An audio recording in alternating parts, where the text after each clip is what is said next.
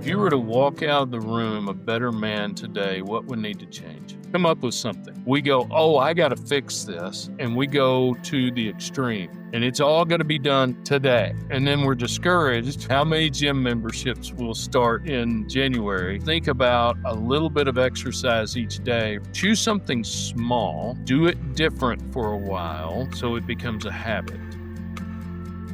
Welcome to the Crucible Project Podcast. The Crucible Project is a nonprofit organization committed to creating a world of men and women who live with integrity, grace, and courage, helping them to fulfill their God-given purpose. This podcast will discuss important and sometimes difficult topics while delivering practical life applications with men and women who are currently practicing this work. We are igniting Christ-like change in men and women through experiences of radical honesty and grace.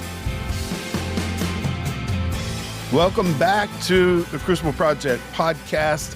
My name is Roy Wooten. I'm sitting in with Byron Myers today. Byron's our men's ministry leader, and I serve as the executive director. And we are in the Real Christian Manhood series, and would love to talk to you today about healthy Christian manhood. So I'm really excited to have this conversation. And unlike the others where like we're both kind of doing it together, Byron, I want to just interview you as if I'm a host today and you're our guest. So you've been doing some pretty neat things in men's ministry across the United States and in other countries within Crucible, but also outside of Crucible. And I know that you just spoke to a bunch of leaders up in Milwaukee and that you're speaking in a lot of different places. So would love to ask you some questions today. One of the interesting questions that I have is from your perspective. How do you define healthy Christian manhood? Yeah, healthy Christian manhood. There's integrity. There's responsibility. What is your identity? Who are you? All of those are really big aspects of healthy Christian manhood. Emotional intelligence, being in touch with emotion. We've offered this emotional check-in for people, and their first reaction to it is, "Oh, I've got to get in touch with my feminine side," not realizing that if you are not present with your emotions, you're actually not present. Period. And they control you because men are emotional just like women are emotional, just not in the same vein, in the same way. Those are some of the realms when you're looking at healthy Christian manhood, integrity, responsibility, which men love to grab those two. Integrity, responsibility. But character of who I am and my identity, as well as my emotional makeup, are huge pieces of it too that we actually let drop off a little too much. Yeah. You've been out speaking on our behalf in a number of different places, and understand that you're doing something with a church. Yeah. Yeah, our own church, which part of the reason why I was drawn to our church when we moved here is very, very man-oriented. The two brothers who started the church had this in mind. We want to target the family, and we want to target men in particular, because if we got the man at church, we've got the family at church. And it's not just get them in the doors. They are constantly trying to keep men in groups and together, trying to do men's ministry more than just a men's prayer breakfast and a Bible study, which are good things. But those don't draw men into a Christ-like walk. And so our church has been really intentional. The last men's summit that we did, we had over 900 men at this summit from across 7 campuses and other men who just came in. And they started a 2-year journey called the Gauntlet afterwards. And they're men's subjects, just manhood in general, leadership, spiritual disciplines, sexuality, parenting, marriage, finances, fitness. And these are short bursts of 4 to 6 week teachings where these men would come in, a group no larger than 36. You have a guide, like I've led 2 of these, or I'm in the middle of the second one, but we do little 15-minute snippet of what they're talking about. Then they have table time of questions. And then we move to the next one. Then we have a couple of areas for each one. It is power-packed. It is drinking from a fire hose, but the material is so, so good. If the men will still follow up with each other, they put them in groups of 3, and they're to stay together for that little session and talk to each other through text or phone every day, right? That's awesome. How you doing on all that? That's been the gauntlet, and I've been fortunate enough to lead the manhood one, and I'm in the middle of leading leadership. Finish up in 2 weeks on that one. So yeah. Awesome. So what are the biggest misunderstandings of cultural distortions about manhood you see today? Men really don't know their place. And part of that is we've got this cultural shift that's happening right now where because men have been pushed aside in terms of their masculinity, I believe that in some ways men have set this up poorly.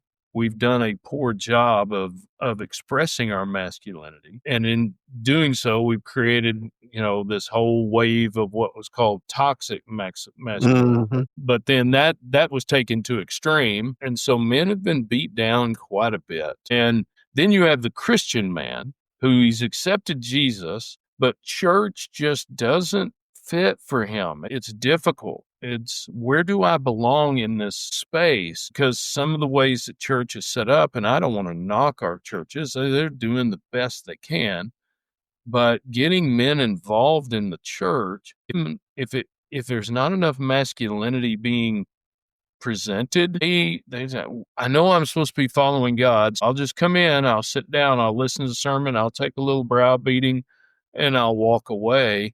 And we just don't have experiential spaces for men to get down into what's going on.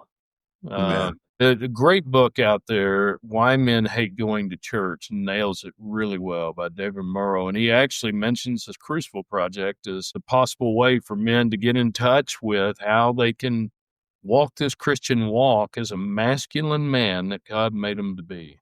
The curriculum emphasized something that I found interesting, that manhood is formed and not accidental. Tell us about that. It's formed through our challenges. So there are things that we are challenged by. And when you look at even the Bible and the men of the Bible, we don't pay very close attention to this. But all the men that we read about and we look at as spiritual giants, we don't realize those men were working through challenges in their lives. Moses was challenged, Joseph was challenged, Jesus was challenged, David was challenged. There were challenges. So that formation happens when we are challenged, when we're tested, when things are put in front of us. How do we handle this? Do we run away from it? Do we get big and fight? That only is formed in a community of men. We're not cutting women out, but women cannot help form the man in that masculine side. They can help form the man because they teach us how to interact with women and with others. But it is in a group of men looking at what's the test and challenge. The other thing I want to add is men feel like they're alone. I'm alone in this story. And how do I figure this out? Building community of forming men and helping them test and challenge. Sometimes intentionally test and challenge each other. The other is just sharing, what am I experiencing? And realize he's experiencing something similar. What did you do to get there? What did I do to get there? How did I involve Jesus? How did I involve God? Right? That formation has to happen. We're not in a silo. We're not on an island. Yeah. I saw this line, passivity is named as the core sin pattern for men. Passivity. So tell me about, what do you think drives passivity, and how does passivity play out for men in their relationships, work, faith? Well, I think part of it is, I don't know this 100%, so I'm going to speak a little bit for me, but passivity is related to fear. Most of the time. Fear is not a bad thing. Fear tells us not to step out into the street, without looking, or we get hit by a bus. But men don't like fear often. We see fear as weakness. And so some of the ways we handle fear is we don't act. I'm not sure what to do. I'm not sure what the reaction of people around me will be. I don't know how they're going to take me. I don't have what it takes. So let me sit back and watch a little bit, or let me just set that aside. That's too stressful for me to consider. Let me set that aside. And then things unravel in our passivity. It's more than just procrastinating a project at a job. It's having a hard conversation with your child that you may need to have, an adult child maybe. How your wife is treating you and you're reacting and you don't know how to talk with her about it, so you stuff it and say, well, I'll just knuckle through it. I'll man through it. That's a form of passivity, not stepping into it. So sin can come out of all of those things, because in that passive space, now I'm alone. Here we are back to being alone, and I got to have an outlet.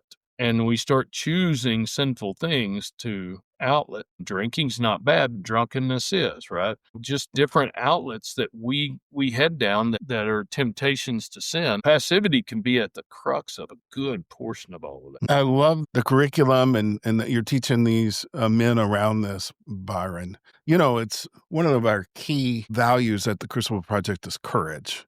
And one of the first things we do on Friday night, not the very first thing, but one of the first things is we really lean into men stepping into taking responsibility, being responsible. The curriculum really addresses taking responsibility. How does that change the atmosphere at home when a man steps fully into responsibility? Yeah, there's a couple of things. One, there's a turn. When he takes his responsibility, there's a turn from the way we were doing it, and it was destructive. Let's turn towards something that's more healthy. The second is taking responsibility as a form of vulnerability. If I own my stuff, I'm putting myself out there that somebody can heap on to what I'm owning. I'm taking a risk that they can go, you're right, you suck at that, right? And they can heap on, because out of their pain that maybe you've added on to, it's easy for them. And when I say you, so me, I just speak for myself. If I'm adding on to pain in my wife and kids' world, now I start to take responsibility for what I've done. Well, out of their pain, they get an opportunity and that vulnerability to open themselves up and just heap on a little bit more. So I've got to run the risk of dealing with the shame that comes with that. And if I avoid shame, I'm moving to an unhealthy place. I can move towards narcissism and other unhealthy things. So that taking responsibility is a risk, and it's a vulnerability, but it is powerful, because now I'm in control again. When I take responsibility, I can say I own it, and I can do something about it. But if I don't own it, I'm going to play games. Yeah. I'm going to put on a persona. I'm not going to wake up in the morning wanting to wear a mask, but I put on a persona that goes with the role that I'm in, and I start to identify there, and I'm not responsible. This is how this person's supposed to play life. And I start playing life a way that's not related to who I am as a man. So responsibility opens me up to being the godly man that I'm supposed to be. Yeah, one of the things the curriculum addresses is taking responsibility for your emotions, having emotional ownership, emotional presence and emotional ownership. How does that bless the key relationships in a man's life? When we're around an authentic person, they are much more safe. And sometimes they're authentic in ways that make you uncomfortable, but in the heart of my heart of hearts, I still feel safe, because at least they're being who they say they're going to be. It goes with an integrity, right? They act the way they believe. When I am emotionally vulnerable, I'm authentic, and I allow other people to see and be emotionally vulnerable themselves. It gives them the opportunity to go, okay, yeah, I was feeling that too. That was going on for me.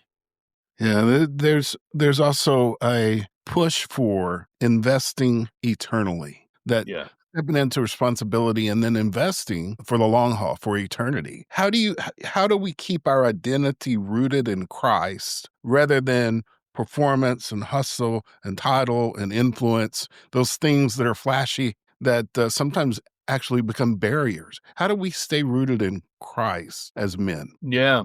Well, It is, you and I did a podcast in leadership around mimicking versus modeling, being the parrot, right?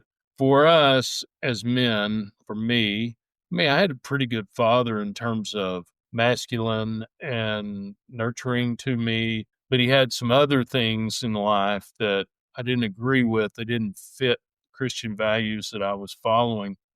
So as I think about all of us having these models, whoever they were, and we tend to mimic rather than model them, and try to find out who is it that is me, right? Investing eternally is thinking about what is my purpose, not Roy's purpose that I'm going to take on, but my purpose. And who am I in the kingdom, and then go live that as best I can, rooted in Christ. That's the other piece. Once I'm redeemed, it is hard for me to continue to remember that I'm redeemed, because all I can look at is my mistakes and how I'm still not getting it correct. And then I have to think, whose standard is teaching me that anyway, right? Right. Who am I comparing myself to? So now I'm back to mimicking. Yeah. So what does Christ say? How am I applying it? And where does it fit? Right. It's not anything that I reject, but how do I weave it into who I am? Because each of us is different, but we look around and think I'm all alone, and we mimic rather than model. There are good aspects of men around us that we can model, but that part of that might not be us. Yeah, just it's kind of complex. I hope I'm answering your question, Roy, because it feels complex, right? When you consider who is it that I am in Christ. I'll give this example. When I switched over from the school world to this world, and we were also in the pandemic, I was isolated for a while. Right. Even though we were doing Zoom and stuff, I was isolated for a bit. And there was another man in a group who was talking about, I've been the pastor of this big church. I have been the man. And now I'm doing my sermons in front of a video camera. And I recognized my identity was wrapped up in that role rather than in Christ. And I went, I'm wrapped up still in being the principal of a school. Even though I tried to be as authentic as I could, I took on that identity. Yeah. I put myself deep into the role because it was valuable to me, and it became my identity rather than I am identified as a Christ follower, and one of my roles is this.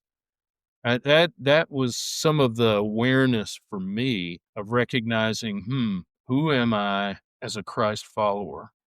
Then all my roles no longer become my personas. They Right. become roles. And I'm not good at it. You and I dive deep into this job, and we're putting ourselves in. And I think sometimes we forget, where does the ministry end and where do I begin? And we have to step back and look at this as a role, and it's an important one. But who am I in Jesus while I'm doing this work? Yeah, that's it. It's hard to explain and hard to identify, and whenever we're in the middle of it, it's really hard to separate ourselves from the role. And I'm thinking about some of the men that might be listening to this. That if a man's listening could take one courageous step this week, just one, around any of this: passivity, responsibility, Christian manhood, emotional presence, investing eternally, what would you tell him to do? I think I'd ask him, if you were to walk out of a room, say the gauntlet, if you were to walk out of the room a better man today, what would need to change? What would need to change? And I can promise you that it wouldn't take them long to come up with, well, I got to quit yelling at home, or I got to have that hard conversation with my boss today, or they'll come up with something. And then which realm does that fit in? Is it under responsibility? Is it courageous leading? Is it passivity? Is it an internal investment, right? Categorize it. Where does it fit? And then what can you do today different than you did yesterday? And it doesn't need to be huge. Here's the thing that I think we do as men. We go, oh, I got to fix this. And we go to the extreme. And it's all going to be done today. And then we're discouraged. It's very similar to, oh, we're coming up on the end of the year. And how many gym memberships will start in January?